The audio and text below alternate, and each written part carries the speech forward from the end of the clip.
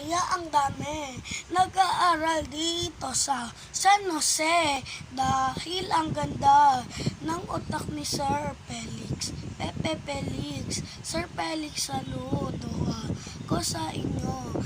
Kung napapanood nyo lang ito, ay masaya ako sa inyo.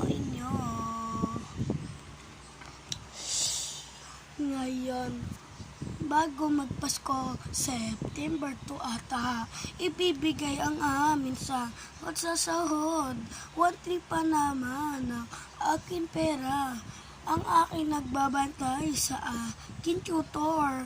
1,000 lang ang ibibigay ko doon dahil bibili ako ng t-shirt ko para sa Christmas party na namin. Kawawa kasi.